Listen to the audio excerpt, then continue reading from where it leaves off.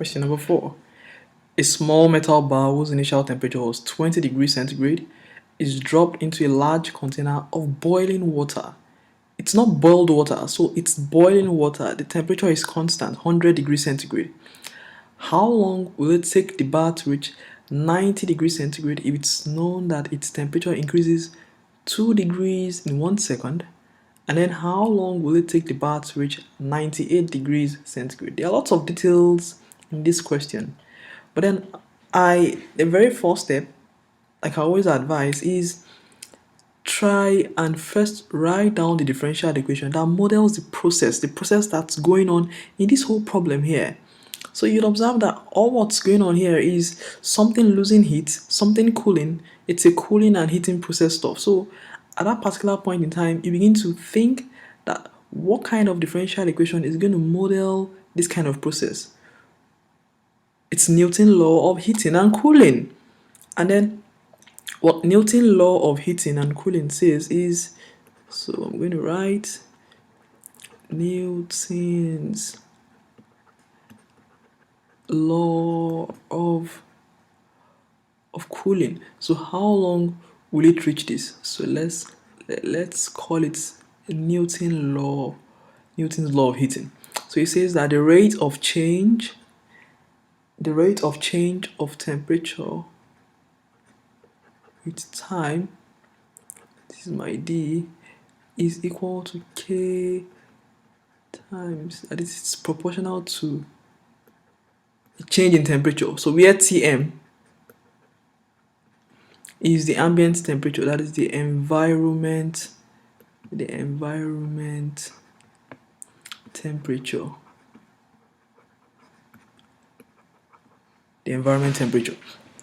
So now, having known this, it says a small metal bar with initial temperature 20 degrees centigrade. So I have been given my initial temperature to be 20 degrees, and then it's dropped into a large container of boiling water. Now the large container of boiling water is actually the environment temperature, because that's the one we are using as our test experiment. We are using it to check the increase in the temperature of the metal bar. So the environment temperature is 100. So they expect you to know that it's 100. So we're using degrees centigrade here. So we know that the temperature of boiling water is 100 degrees centigrade, and here's also 100 degrees centigrade. Now we want to solve, before we begin to solve or answer the questions which we're told to solve, our aim is to first solve this differential equation, actually the initial value problem with this initial condition. Now, based on this, we have dt, that is the small t equals k times t minus our Tm now is 100. Now, how then do we continue this?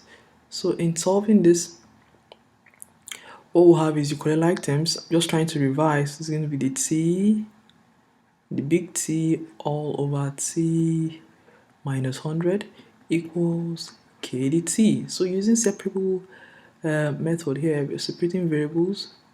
So when you do this, you have the lane of T minus 100. So this should be this here. So equals kt plus your constant. And then when you solve this, it's going to be T minus 100 equals b e to the power kt. So that is what you're going to get. Or simply you could just write T equals 100 plus be to the power k, be to the power kt. Now, this is what we got as our final answer when solving the differential equation. But then we observe that we have been given an initial condition here that says when time equals 0, the temperature is 20 degrees. I'm going to apply that here. So it says when t equals 0, your big T is 20 degrees centigrade.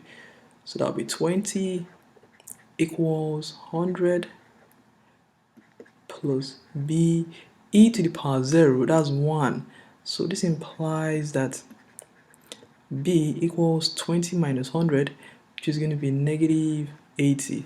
So having gotten that, so this could be written as t equals your 100. Now this is going to be so instead of writing b, now we have our b to be equal to negative 80. So there's going to be negative 80 e to the power k, e to the power kt. So that is what we have when trying to solve the differential equation based on information we were given. But then it says, how long will it take the bath to reach a 90 degrees centigrade if it is known that its temperature increases 2 degrees in 1 second? So how long will it take? So there is something you need to notice here. Now, when the temperature is 20 degrees, at that time, at the time when the temperature is 20 degrees centigrade, this is the rate at which the temperature is increasing per second. So it simply implies that this is instantaneous. When the temperature increases to probably 70 degrees, it does not mean it is going to still retain this rate. The rate is most likely going to decrease. You understand? So you shouldn't think this is going to be a constant. It's like the average rate at which the temperature is changing. No, that's not how you should think about it. It's instantaneous. So it simply implies that when the temperature is 20 degrees, if it increases, this is the rate at which it is increasing here. So I'm going to be using 20 degrees. When you increase 20 by 2, so according to what we're told is that that is the rate. So that implies that based on this statement here, it implies that it says an increase of 2 for an increase of 2 for an increase of 2. Initially the temperature was 20, so for an increase our new T would be 22 degrees centigrade. And by then the the time is going to be 1 because it went from 0 to 1. So it simply implies that when the time is 1 second, the temperature is 22 degrees centigrade. So let me use a new found formula to find K. So we now have 22 equals 100 minus 80 e to the power k. K times 1, that's going to be k. So you equally like terms, so you have 22 minus 100 equals negative 80 e to the power k. So 22 minus 100 is negative 78 equals minus 80 e to the power k. So now to find e to the power k, we divide both sides by negative 80 by negative 80. So what we would have is we'll have e to the power k equals minus 78 divided by negative 80 is going to give us 0.975. 0.975. Then to find k, we take the natural logarithm of both sides. So natural logarithm of 0.975. So it's going to give us k equals the natural logarithm of 0.975 is